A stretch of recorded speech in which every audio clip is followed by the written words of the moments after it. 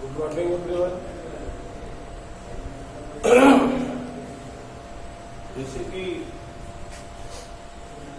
Numerical में आपको हमने बताया था 14 तक। अब देखें क्वेश्चन नंबर 15।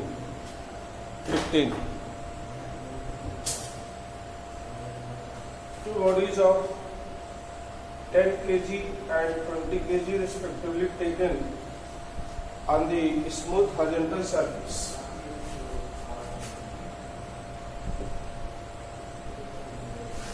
एक सरफेस है ऐसे, इसमें दो बॉडी रखी है।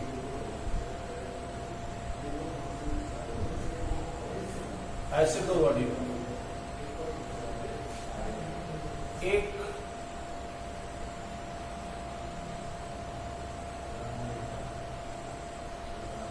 10 kg की 10 kg, एक है 20 kg, और दोनों एक स्प्रिंग से बनी है। A force is applied 600 newton and first a है मान लो बी, इस पर एक फोर्स लगाया गया 600 न्यूटन। पहला पार्ट फोर्स लगा एट ए पर फोर्स लगा, दूसरे पार्ट में बी पर फोर्स, और दोनों के केस में निकालना है टेंशन इन स्ट्रिंग। हमने आपको बताया था आते समय भी ये क्वेश्चन था इस तरह का, टेंशन स्ट्रिंग में आएगा इस डायरेक्शन में, अगर इस बॉडी को दिखाओगे तो आएगा इस डायरेक्शन में। ऐसे टेंशन दिखाया जाता है। Direction of tension always belong to the to try to compress the string, try to reduce the length of string. So अगर FVD बना ले, FVD for 10 kg इसका,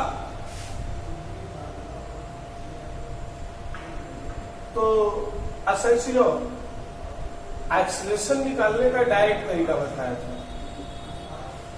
total force by total mass, direct दोनों body को एक मान लो, पूरी total mass हो जाएगा 10 + 20, और एफ फोर्स लग रहा है, एक्सेलरेशन आ जाएगा 600 बाई 10 + 20, मतलब 20 मीटर पर सेकंड इसका एक्सेलरेशन है। अब बना ले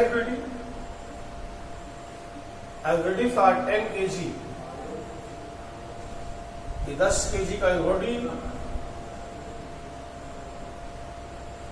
इधर है 600 न्यूटन, इधर स्थिर का टेंशन, लेकिन बॉडी इधर चल रही, इधर फोर्स लगेगा उधर चलेगी, तो एक्सेलरेशन इधर ही होगा। फॉरवर्ड डायरेक्शन में 600 न्यूटन, बैकवर्ड में T, तो नेट फोर्स हो गया 600 T, नेट फोर्स बराबर M × A। तो लिखा जा सकता है 600 - T = M 10 kg × A 20, तो T आ जाएगा 600 - 200, that is tension in string 400 Newton. इसी क्वेश्चन को अगर जो दूसरा पार्ट है, फोर्स लग रहा है बी पर, FVD बना लो, FVD फॉर 20 kg, 20 kg का ये मास है। देखिए इधर फोर्स T है, इधर चल भी रहा है, बैकवर्ड डायरेक्शन में कोई फोर्स नहीं है, तो नेट फोर्स तो यही हुआ केवल T = FA, ये 20 kg का, तब आएगा T। दूसरे केस में M 20 acceleration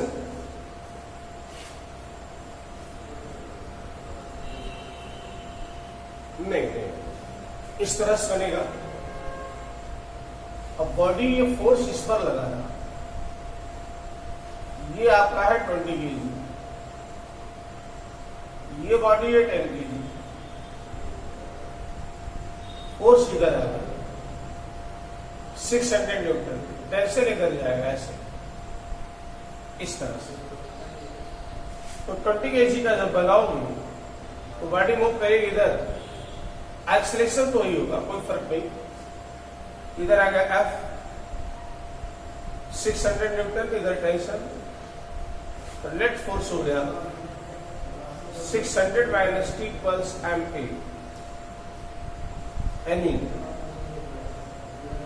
600 minus T equals M है 20, एक्सेलरेशन वही रहेगा 600 माइनस T, ये 400, तो T आ गया 600 माइनस 400 मतलब 200 न्यूटन। 200 न्यूटन का टेंशन उस समय आएगा जब 20 kg पर फोर्स अप्लाई होगा, और 400 न्यूटन का टेंशन उस समय आएगा जब 10 kg पर वही फोर्स अप्लाई होगा। ओके, फिर देखें क्वेश्चन नंबर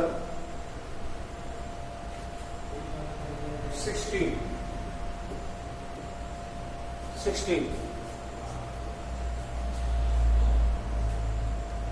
क्वेश्चन है, two bodies 8 kg and 12 kg are connected to two strings,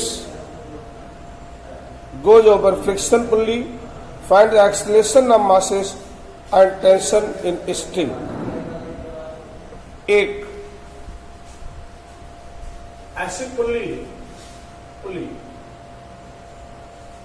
इस पर ऐसे दो मास लटक गए,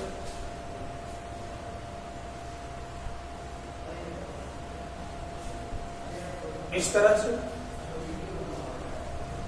ये 8 kg और ये 12 kg पुली पर।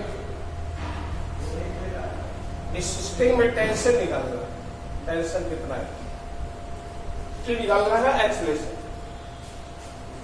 आपको पता है बॉडी इधर से नीचे, ये ऊपर जाएगा, ये 12 kg के नीचे आएगा।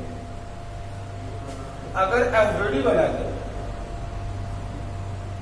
Eveready for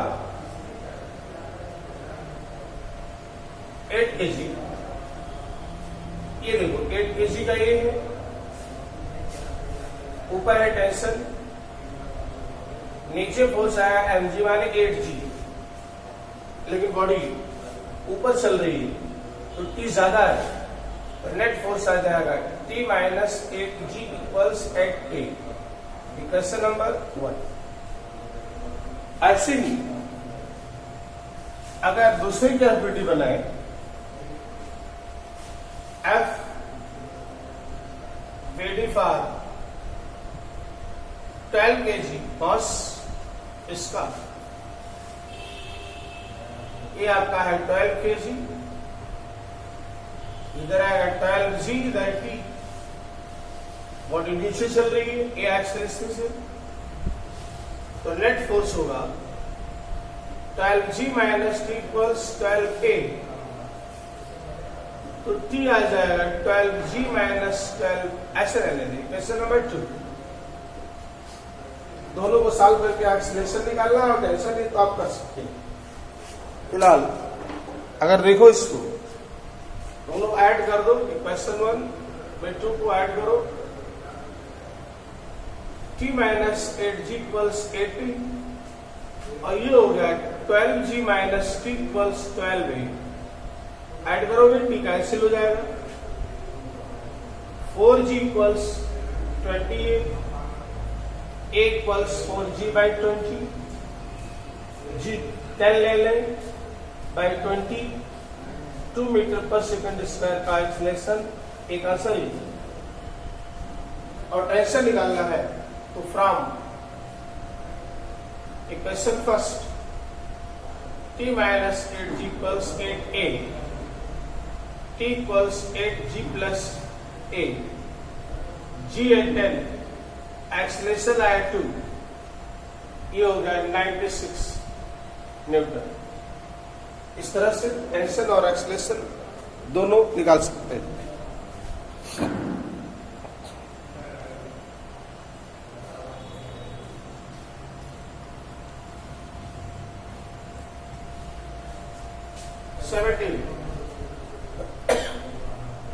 question number 17,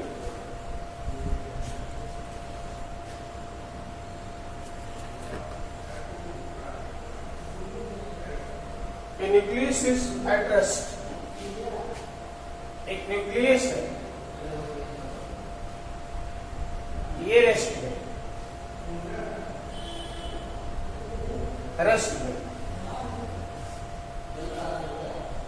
so that if it disintegrates into two smaller nuclei, products must move in opposite direction. अगर ये न्यूक्लियस दो पार्ट में टूट जाए तो प्रूफ करिए कि दोनों पार्ट एक दूसरे के अपोजिट डायरेक्शन में मूव करेंगे। मान लो कि दो पार्ट में टूट रहा, दो पार्ट, दो न्यूक्लियस से टूट गए।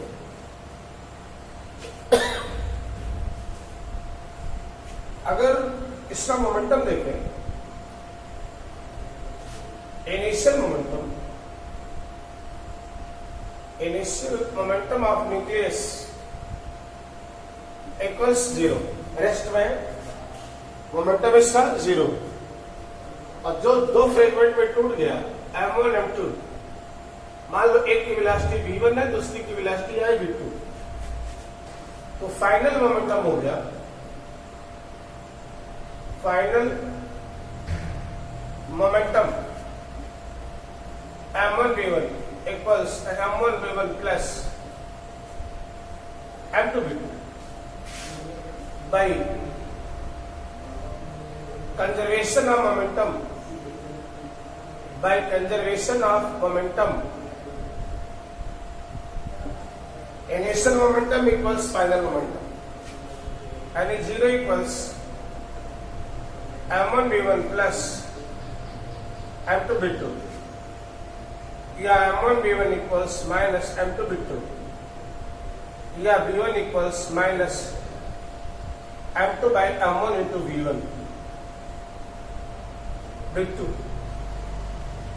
ये एक्सप्रेशन है। मास M1 M2 नेगेटिव होगा नहीं, तो नेगेटिव साइन क्या इंडिकेट करता है? नेगेटिव साइन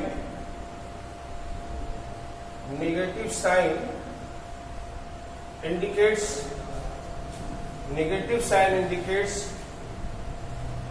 fragments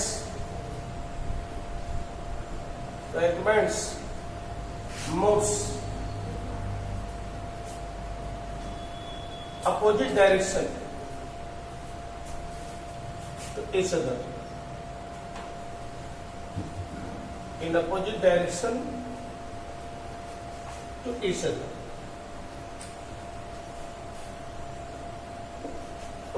एक प्रूफ है, दोनों पार्ट एक दूसरे के अपोजिट डायरेक्शन में चलेंगे।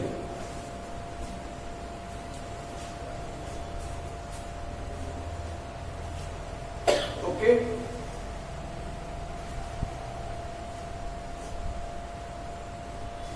नोट करें इसको।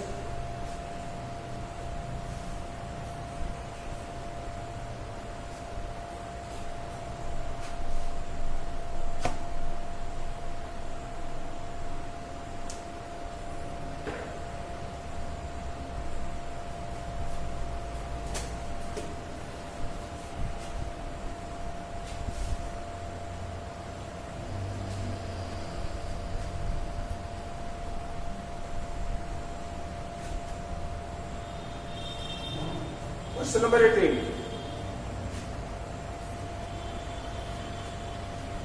Two billiards ball, each of mass 0.5 kg, moving in the opposite direction with a speed of 6 meters per second, collides and rebounds to with same speed. दो बिलियर्ड्स बॉल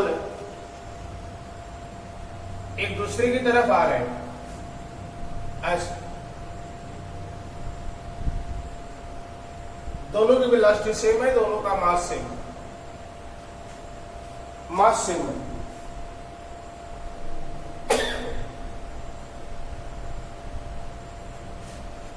मास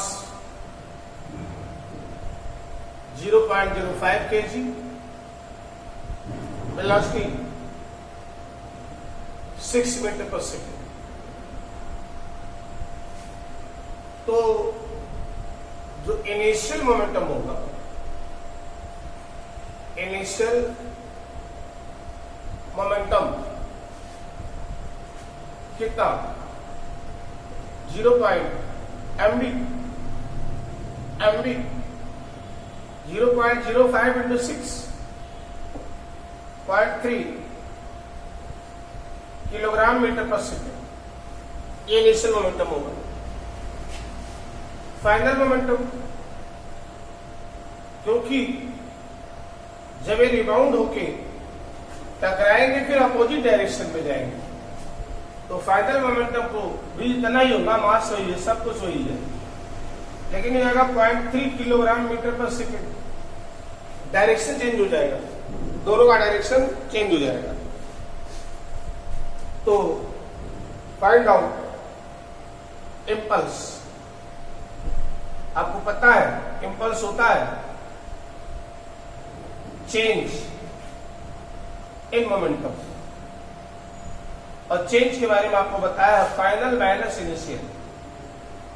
P2 minus P1 minus 0.3 minus 0.3 आ जाएगा minus 0.6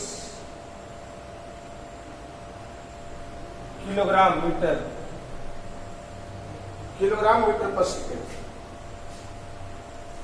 और negative side indicate करता है कि impulse जो लगेगा वो motion के डायरेक्शन के अपोजिट होगा। ओके, क्वेश्चन नंबर था 18।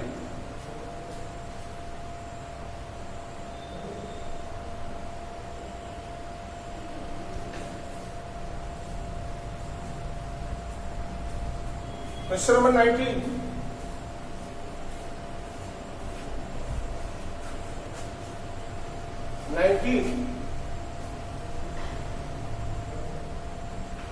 SL of 0.02 kg 5 by gun mass of 100 kg। एक गन है, एक कोई गन है इस तरह से, इसमें एक सेल है गोली जिसका मास है 0.02 kg और इस गन का मास है 100 kg। If nozzle speed of shell, अगर ये जो सेल निकल रहा है इसकी स्पीड 80 मीटर पर सेकेंड हो, then what is the speed of gun? इस गन की स्पीड क्या होगी? एक कैपिटल बी मान ले, ये निकालो। जब सेल फायर नहीं था तो इनिशियल मोमेंटम कितना था? अभी गन भी रेस्ट में, सेल भी रेस्ट में, तो इनिशियल मोमेंटम 0, दोनों की वेलोसिटी 0 है, दोनों रेस्ट में है। जब फायर हुआ, आपको पता है गोली आगे चलती है बंदूक पीछे, इसका मतलब डायरेक्शन अपोजिट है, तो फाइनल मोमेंटम हो जाएगा। फाइनल मोमेंटम अगर गन का पॉजिटिव ले लें mv, तो सेल का नेगेटिव होगा, क्योंकि दोनों का डायरेक्शन अपोजिट है, by conservation of momentum, by conservation of momentum, initial momentum equals final momentum. Any mv equals mv, so v equals mv by m, small m 0.02, velocity 80 by 100, ये हो जाएगा 60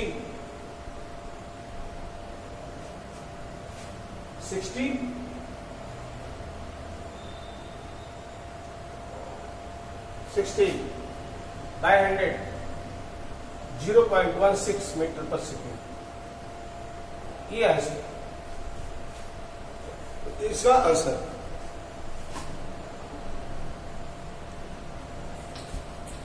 एक क्वेश्चन और है, question number 20। A batsman deflect a ball of angle 45 degree with the changing initial velocity with the speed of equal 54 meter per second. What is the impulse imparted by the ball? एक ऐसा मान लो कोई bats, ये इसकी perpendicular line,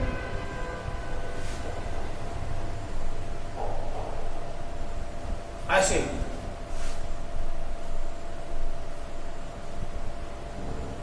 एक ball आगे ऐसे hit कर रही है, वेलोसिटी दी और फिर रिबाउंड हो रही है उसे उसी स्पीड से, और वी दिया है 54 किलोमीटर पर आवर,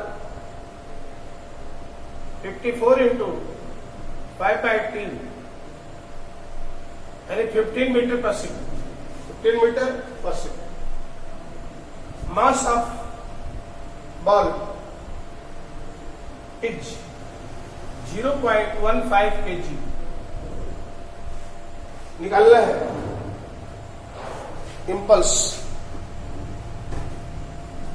याद रखिए 45 का रिबाउंड हो रहा है, इधर वाला एंगल होगा 22.5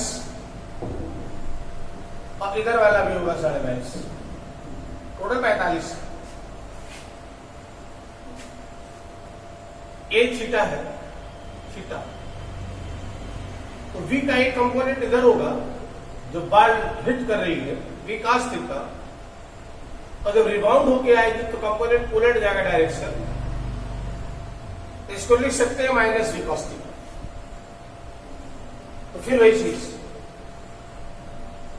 इनिशियल मोमेंटम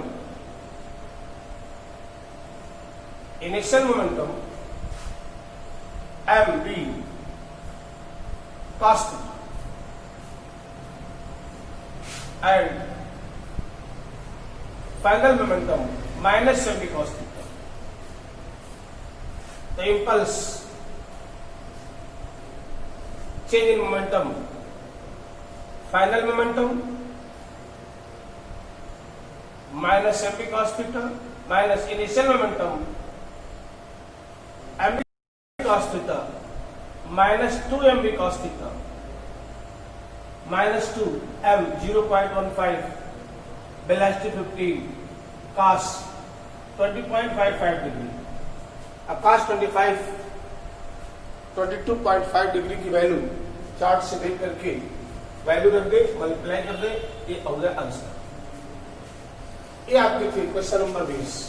ये आपकी एक्सरसाइज थी, की वजह से बहुत ज्यादा परेशान होने की बात नहीं, क्योंकि जो सिलेबस में दे रहा है इस साल तो बांट दिया गया। फिलहाल कंपटीशन में जब आप आगे कोई तैयारी करोगे, नीट की तैयारी करोगे, जेई की तैयारी करोगे, तो उस बात को मिलेगा। यहाँ चूंकि आपका सेमेस्टर या कह सकते हैं ईयर छोटा हो गया 2-3 महीने, इसलिए कुछ टॉपिक इस साल के लिए निकाला है जिसको आपको नहीं पढ़ना है। क्वेश्चन आपको एग्जाम में नहीं पूछे जाएंगे, लेकिन आगे अगर पढ़ाई जारी रखनी है कायदे से तो इसकी बहुत इंपॉर्टेंट चैप्टर है, इसको पढ़ना पड़ेगा। इसको आप न्यूमेरिकल नोट कर लें और तैयार करें। फिर हम नेक्स्ट लेक्चर में स्टार्ट करते हैं अगला नेक्स्ट चैप्टर। आज पहले इसमें थोड़ा सा मोशन रिप्लेइंग में करा गया है सर्कुलर मोशन, उसके बाद वर्क पावर एनर्जी आ जाएंगे, और सर्कुलर मोशन फिर फ्रिक्शन, फिर आपका आएगा work power energy. Okay, thank you.